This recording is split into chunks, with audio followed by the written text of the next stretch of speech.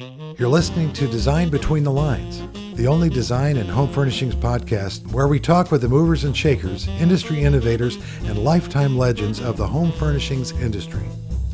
It's here that I get a chance to sit and chat with the influencers shaping the industry into what it is today, and to learn a little bit more about life in their world. Catina Suarez Roscoe is a furniture designer and founder of Catina Unlimited Design in Greensboro, North Carolina.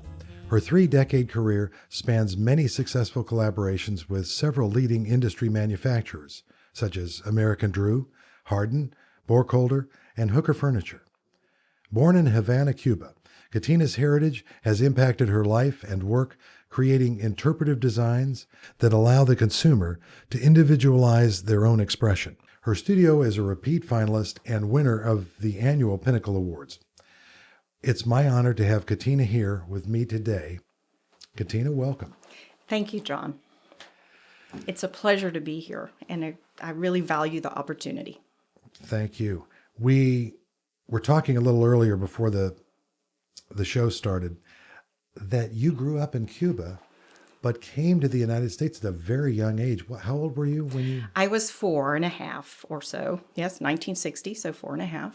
So I was born in Cuba. And shortly after, of course, with the Castro takeover, my family was one of the fortunate ones. My father worked for an American-owned company, Sinclair, and one of the first things that Castro did was draft, it's sort of to strike against the Americans, draft employees of American-owned companies, and he said, not me. So he came to the United States. Shortly after arriving in the United States, Sinclair, his American employer, recognized him as an employee of the company. So we sort of had an inroad. Wow, that was good. 2 months later, the rest of us came. The rest of the family came. So you came back with your mom, and do you have siblings? Yes, I have siblings, an older sister and a younger brother. So the three of us and my mom came with a couple suitcases and a box of cigars for my dad. Wow. And we were here for vacation, for a 2-week vacation, and stayed. And you, when you arrived in the United States, where did you first live? We moved, of course, we arrived in Miami, but then moved to the Atlanta area. So I grew up actually in Smyrna, Georgia, right outside of Atlanta. Atlanta because of the connection with my father's company, and settling there. Now you lived there, and then I imagine you then eventually from high school matriculated to a university for studies? I did. That transition happened in 1974. I graduated from high school in Smyrna, and then my father kind of shifted his career. He went from Sinclair, which became BP, in the petroleum industry. He was a design engineer, and came to North Carolina, to the textile industry. So he transitioned to the textile industry and brought the entire family here. So that's how I ended up in Greensboro, North Carolina. Seems to me you're a little bit like your father. You guys have a lot of drive. That's great. Yeah, I have a great story.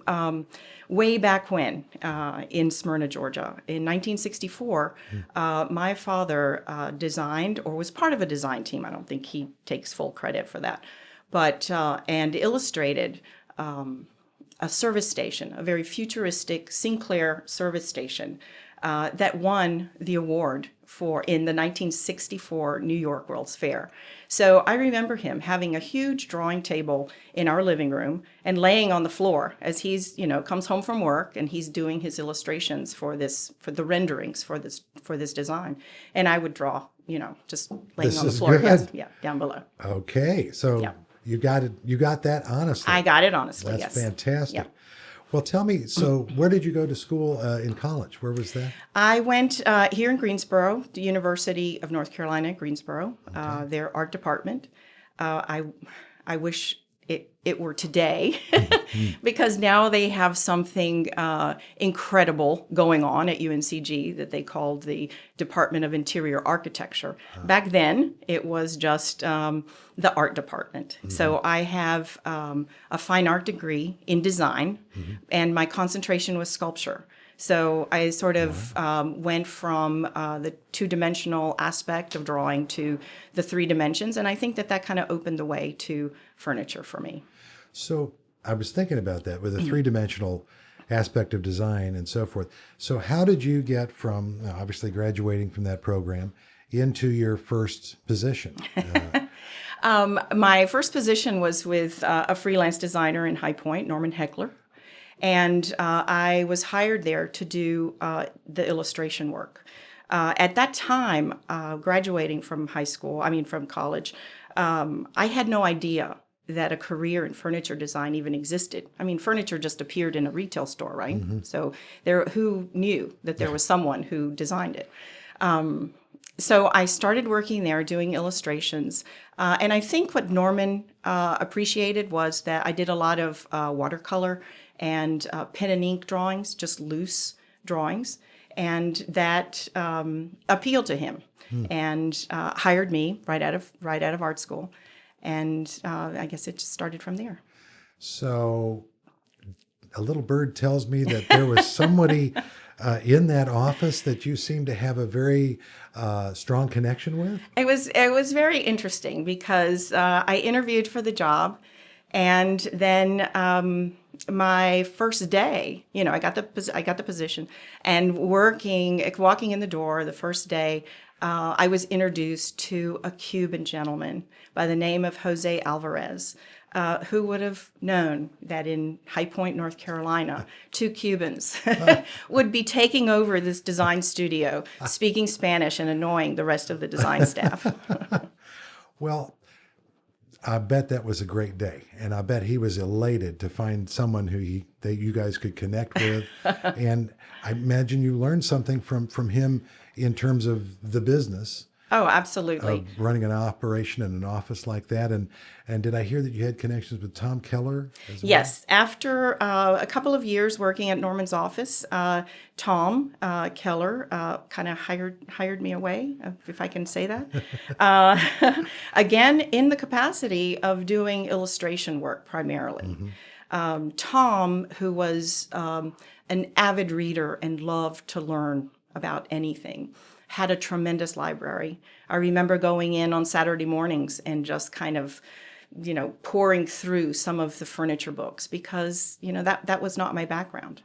But I wanted to learn just everything about it. And from the roots, the history, everything to modern day design.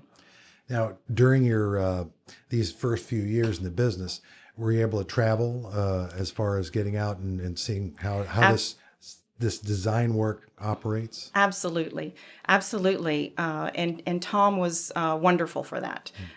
He exposed me to so much from, working firsthand, and of course, most of our manufacturers were domestic manufacturers back then, to making presentations, and just giving me, the rope to either sink or swim. So I really have carried that with me, that role of his as my mentor for forever, and absolutely the opportunity to travel. This business is amazing in terms of mentors and mentoring, and Yes. I'm grateful that you mentioned the mentors in your life. Any other ones that you may have missed? Well, I have had many. There have been marketing people, for instance, some of my clients that in the product development capacity and marketing that have just shared a lot of their wisdom that they've learned through the years. There's something that even working in my own office with some of the fellows that have worked with me in my studio that I love to share. We, as designers, know what we know. We've studied, we see, we have a vision. We look at the world through eyes that other regular people, accountants, don't. But then there's another aspect to the design world that we live in. There's a commercial side. We also have to sell it. So we also need to listen and take input from salespeople, marketing people, manufacturing people. We know what we know, but they know what they know. And that collaborative effort is what makes the world go round.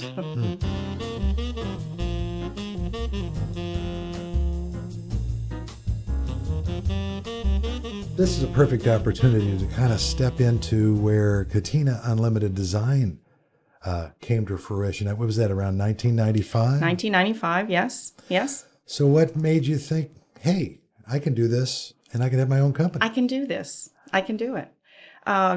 Considering that my background was from the art perspective and design, I always felt that I needed a little crutch and a little help on the engineering side. So I started my own venture in 1995, but I did hire my very first engineer.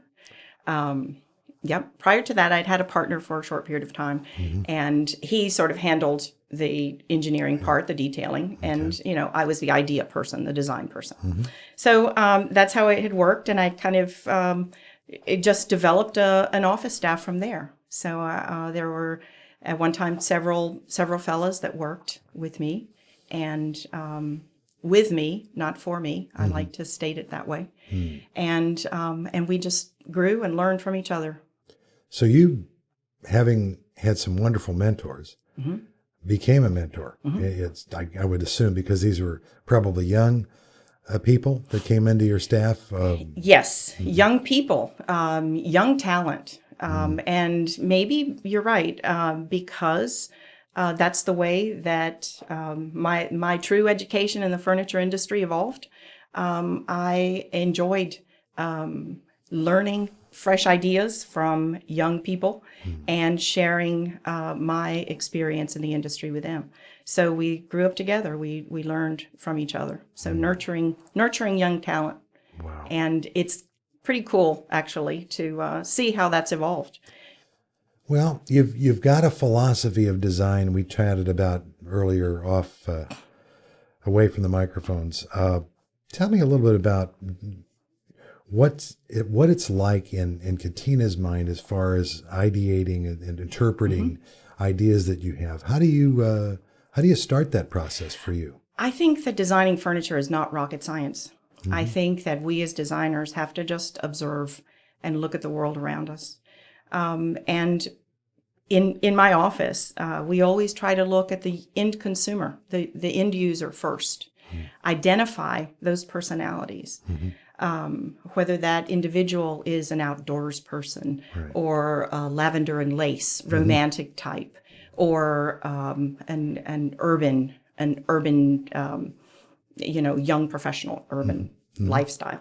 So identifying those lifestyles and then designing to that, creating designs that individual will be able to relate to. And will also be able to create their own expression in their home, in their environment, expressing their true personality through that furniture. So there's an emotional level that you're touching with what you do. Absolutely. Absolutely. I think that our designs, to truly be successful, and I've had some good long runs on some designs, I have to say, I have to add. It truly is that. One time, many years ago, one of those mentors that we spoke to earlier told me that the role of a true designer is to actually know what someone wants before they know it themselves. So observing, watching, and understanding, having an understanding, and then designing to that, I think is the real key. But designing to that emotional level. I mean, we all need function. We all need a place to keep our socks. But how an individual can relate to that piece of furniture, how that relates to their lifestyle, to their sense of self, to their expression, I think that's the key. So it's both obviously functioning as whatever they need it to be, but absolutely, but as well they've got to be happy with it every day that it's sitting in their home. Well, that's a really good point. Some people tend to forget that. So you're developing over this business over 3 decades, and you've talked to a lot and of merchandise managers and marketing people, and you're kind of there. What do you see, when people say the word cutting edge, what does that mean? I think it means different things to different people. In your neck of the woods, from your point of view, what does cutting edge mean to you? It means, my gut response to that would mean that it means nothing. In our commercial, what we do is commercial product, residential product that we want to sell to a lot of people. The interpretive nature of my product, of my designs, is that my design becomes a blank canvas, basically. Then that individual can accessorize and can create the type of environment that really expresses that personality. Well, cutting edge, I don't know, doesn't really, I think cutting edge, if you design cutting edge, maybe you can design it once. I don't look at my design work as artwork. I do artwork, but that's a separate category from what I design. Now I know a lot of designers have told me over the years that they almost keep a library of things, certainly of past work, of work that they've developed, maybe that they didn't really push to introductions phase, but they had it in mind, or they had an idea, or you see something in nature, or you've been on traveling somewhere, and you keep it in your mind for later use. Do these kind of things in your creative process, does that pop out, or do you keep them somewhere in the back of your mind? Hey, this would work here. When you're in the middle of discussion with a customer or a client. Oh my gosh, my office is a mess. I have everything from clippings to doodles to Post-it notes, everything, and it's continuous. And as I've shared, and some of the fellows that have worked in my office can vouch for, a designer we don't sleep.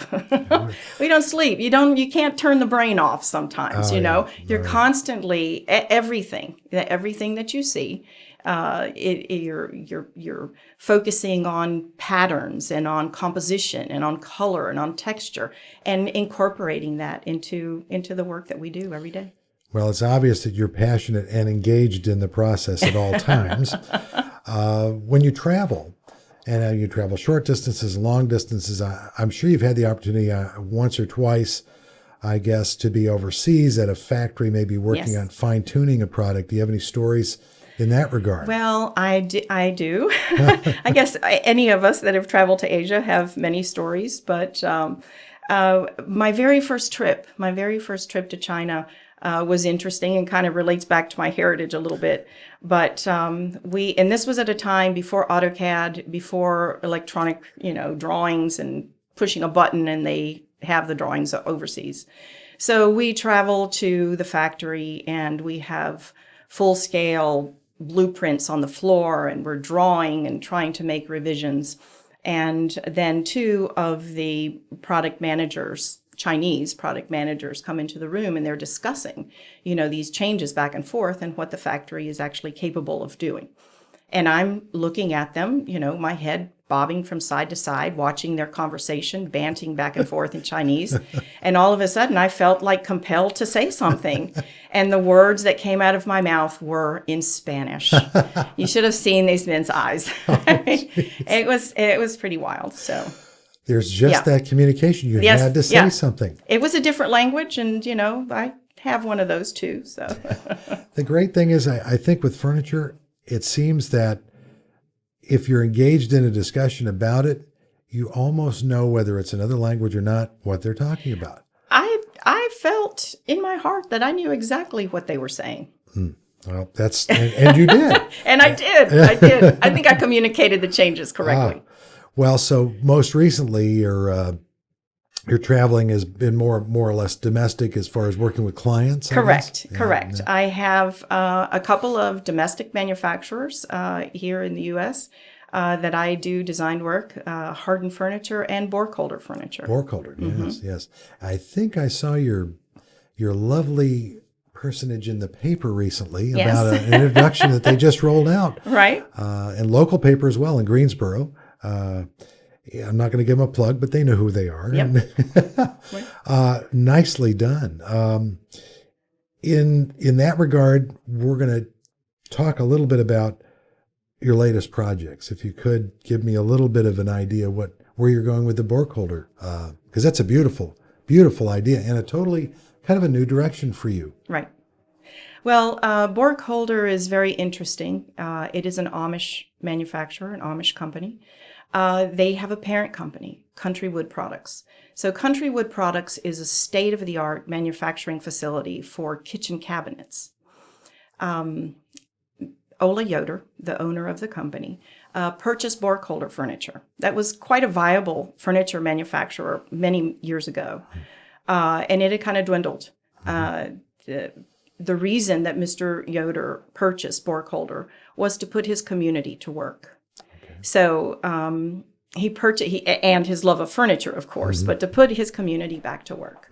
And then looking at designs and trying to move the company forward and a little bit out of that stereotype of the Amish product, then I came around. So I am trying to develop product for them from a sense of fashion. More current, the Amish manufacturers, the Amish craftsmen can build anything, and it's beautiful. So just with a little tweaking in the right direction and a connection to that end consumer, as we discussed before, I think they'll take off. I think they'll have good opportunities ahead. So I see that you are becoming in some respects, the spokesperson for this new collection in the company, and rightly so. You're an articulate, engaged, passionate spokesperson. How do you feel about that? That's a real change for you. It is because traditionally in our industry, of course, as you well know, the designer has sort of been in the background. You know, it really has been about our manufacturers, which is great, and promoting that brand. Now I think our younger generations, it's a little different. It's about telling a story. And Borkholder, for instance, has a wonderful story with the Amish heritage. And now throw a passionate Cuban into the mix, and wow, no telling where we go.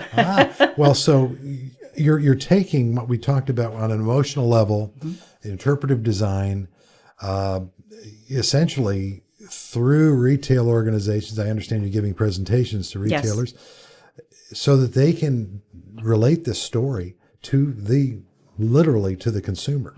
When he or she are in the store, they've got a story to tell. It seems like you're catching fire with that idea. That seems to be something that is happening in this industry right now that should have happened a while ago, but it took a little while, and here we are. It's starting to happen now.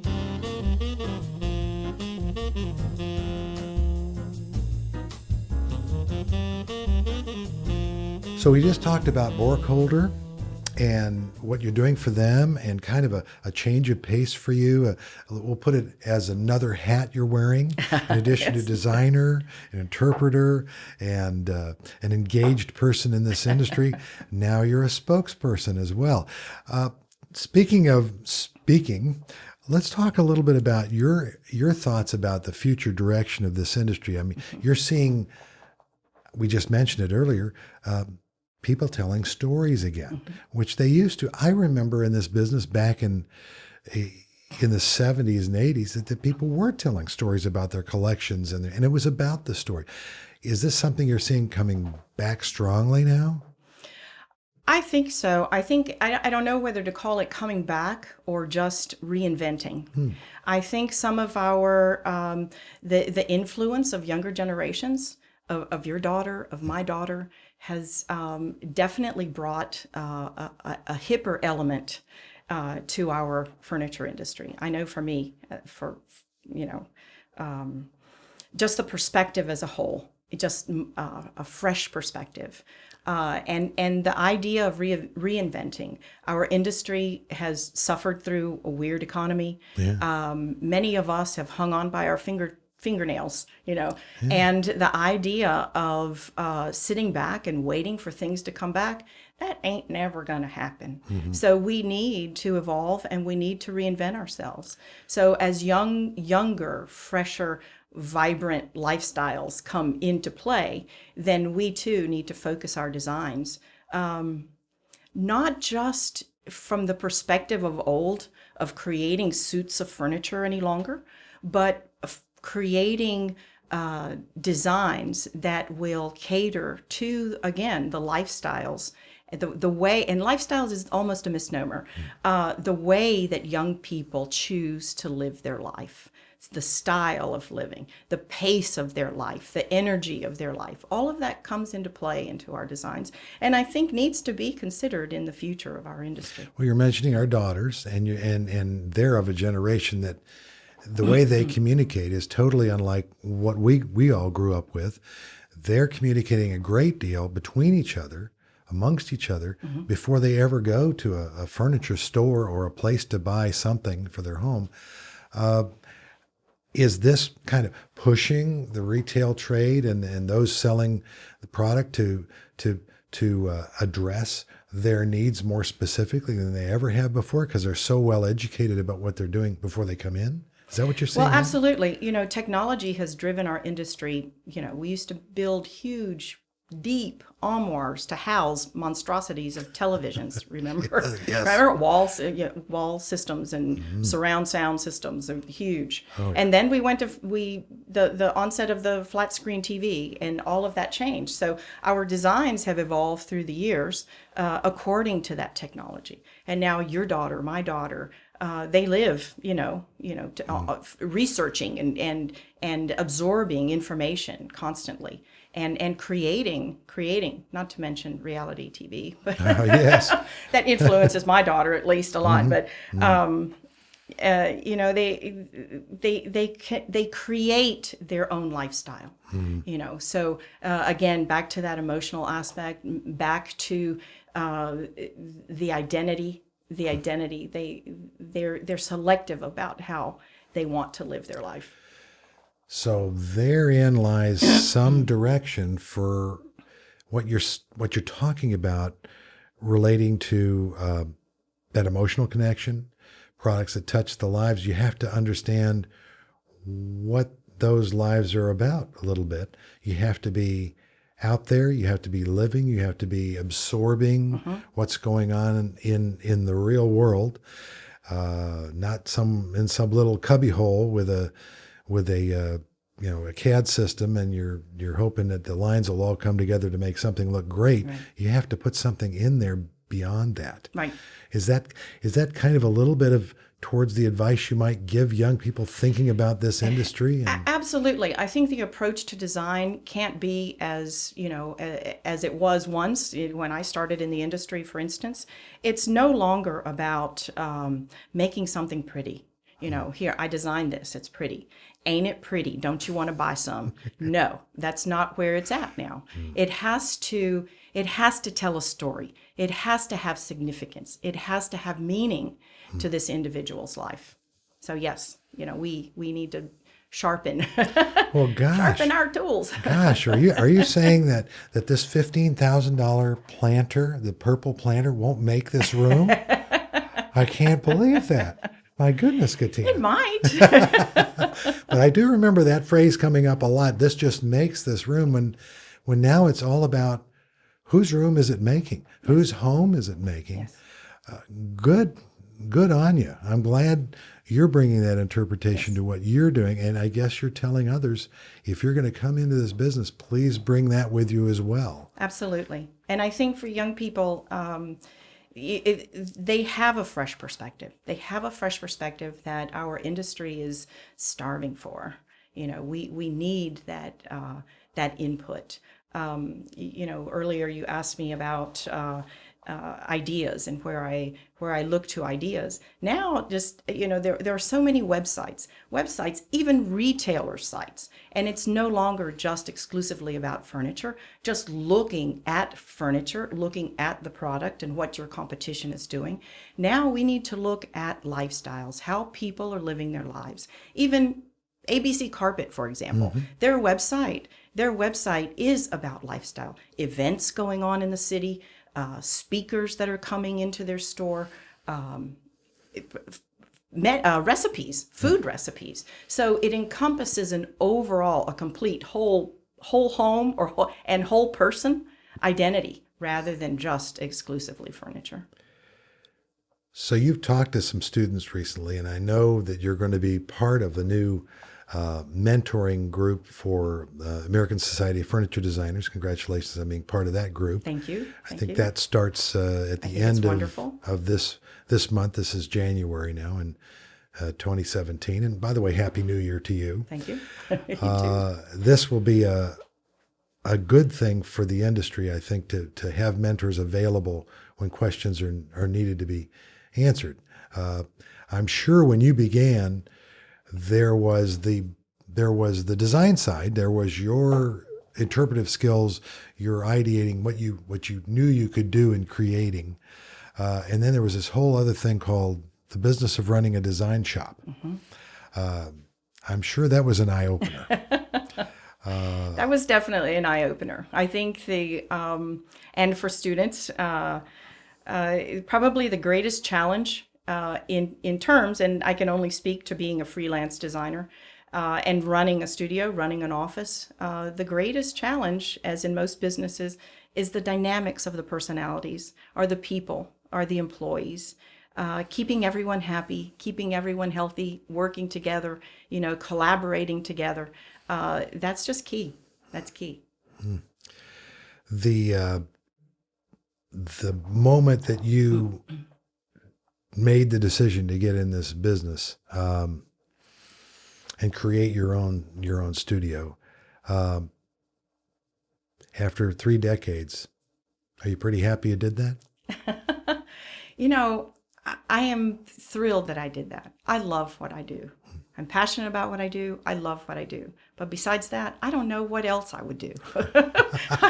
I've done this forever. I mean, I've only worked in freelance offices prior to establishing my own entity, and I love it. I love it. I think it's there have been good times, hard times. Something else that I would tell students is perseverance. The difference between success and failure is just simple perseverance. Hang in there. Keep doing it. Do what you love and keep doing it. Wow. On that note, I don't think I can add anything to it. Well said. Well said. Let me thank you for being here, being a part of this podcast today.